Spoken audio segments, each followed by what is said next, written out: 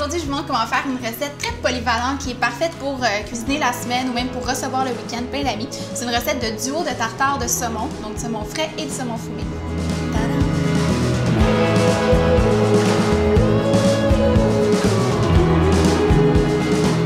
Fait que... Avec la tresse que t'as, moi je t'aurais mis une marque à flèche, honnêtement. J'aurais complété le look. La première étape, ça va être de couper le saumon. Aurais-tu un fou rire par hasard, Mario? Dans le fond, ce que moi je fais, là, c'est que je coupe des tranches comme ça.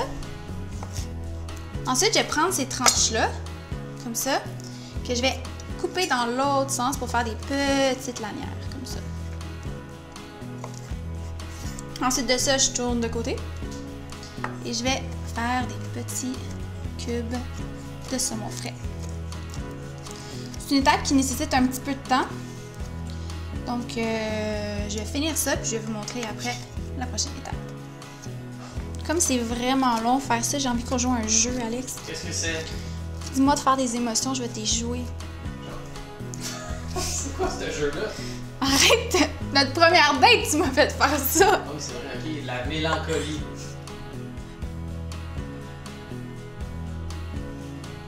Ouais, j'avais juste l'impression que c'est une personne qui est comme une roche dans son souci et qui aime pas ça. Bon, après avoir coupé le saumon, j'y mets ça dans le petit bol ici présent. Idéalement, il faudrait mettre ça sur un autre bol qui est plus grand, qui contient de la glace pour s'assurer de la fraîcheur. Mais comme j'ai des plans machiavéliques, je vais laisser ça pourrir sur le comptoir. C'est pas vrai. Non, ça va. C'est correct, là, si ça reste un petit 10 minutes, c'est pas grave. Ensuite de ça, je vais couper l'équivalent d'une demi-échalote française. J'ai les mains qui glissent, hein? Encore une fois, un accent de vieux marseillais. Pourquoi? Ah, j'ai les mêmes qui glissent. Les échalotes, j'aime ça quand c'est haché quand même assez finement. C'est plus agréable en bouche. Donc, j'ajoute l'échalote au tartare. Ensuite de ça, je vais aussi ajouter l'équivalent de 2 cuillères à soupe de petits cornichons. On demande souvent si on prend les français ou les sucrés, je sais pas trop. Peu importe, honnêtement, là, ça change pas grand-chose. Je vais procéder un petit peu de la même façon que le saumon. Je vais couper ça dans un sens, comme ça. Ensuite de ça, je tourne et je hache. C'est quand même clair, ce moment-là. C'est vraiment clair. Je te proposais bien de jouer encore, mais c'est que t'en feras pas. Donc, après avoir ajouté les cornichons, je vais ajouter des capres. Environ 2 cuillères à soupe. Ça ajoute une petite touche salée, vraiment le fun sur les capres. Donc ça, j'ajoute ça au tartare. Comme ça. Je vais également ajouter une petite cuillerée de moutarde de Dijon. J'ai ajouté un petit peu de yogourt grec nature. Comme ça. Parce que je sais que tu vas te le faire demander. Si je suis allergique à yogourt que j'aime pas ça, c'est quoi je peux remplacer? Écoute, vous pourriez remplacer par de la mayonnaise. Ensuite de ça, il faut ajouter du citron, mais comme ça cuit le saumon, je vais passer à l'autre étape avant d'ajouter le citron. Donc, je vais aller déposer ça au frigo. Et j'ai préparé une genre de chapelure croustillante à base de panko avec un petit peu de paprika fumé. Donc, ce que je vais faire, c'est faire fondre un petit peu de beurre dans une poêle, le faire mousser. Ensuite de ça, je vais ajouter de la chapelure panko. C'est une chapelure de pain japonaise qu'on retrouve généralement dans la section des poissons chez Métro, où on va. On va faire colorer le panko. Ensuite de ça, on va ajouter un petit peu de paprika fumé, puis je vais vous montrer le résultat.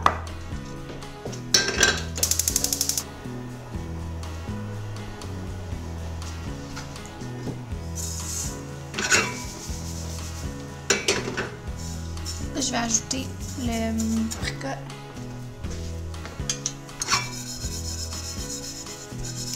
Une fois ça c'est prêt, je vais assaisonner avec un petit peu de sel pour donner encore plus de goût. Je vais aussi poivrer. Comme ça. C'est pas plus compliqué que ça, Alex. Si vous recevez, vous laissez ça comme ça jusqu'au moment de recevoir. Et là, je vais mimer l'arrivée des amis. Allô les amis! Es-tu toujours dans ce levant de bouche, les amis? Oui. Fait que je vais aller chercher le saumon qui m'attendait patiemment au frigo. Et je vais mélanger le tout comme ça. À ce moment-ci, je vais ajouter le jus de citron. Toujours mettre la main en dessous pour éviter que les petits pépins se retrouvent à l'intérieur de la bouffe. Donc ça, comme ça, je mets ça ici. Je vais ajouter aussi du basilic frais, un petit peu d'aneth pour donner un peu de couleur et un peu de fraîcheur à tout ça. Comme ça. Je vais aller chercher la mayo. Comme ça. Moi, j'ai tendance à aimer ça beaucoup, les tartares crémeux. Fait que mélange de yogourt grec et mayonnaise, c'est un petit peu le paradis pour moi. Comme ça. Je mélange ça. Là, à ce stade-ci, vous pourriez goûter pour rectifier l'assaisonnement si jamais vous voulez que ce soit plus salé. Puis je vais vous préparer deux préparations. Je vais chercher une assiette. Donc j'ai deux emporte-pièces ici. J'en ai un ovale et un rond. On peut les trouver chez des Prêt-à-Porter. Moi, c'est là où j'achète tous mes accessoires de cuisine. Premièrement, je vais remplir un emporte-pièce de tartare. Comme ça.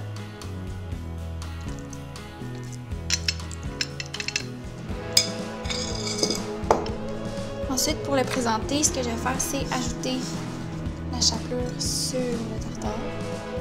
Comme ça.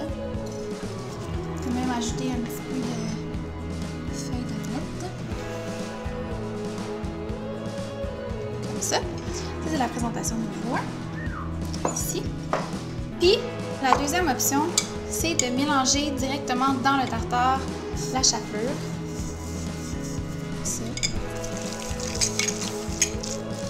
Je trouve ça le fun. Par exemple, c'est vraiment important de le faire juste avant de servir pour pas que le croquant devienne trop humide et que ça se perde. Comme ça.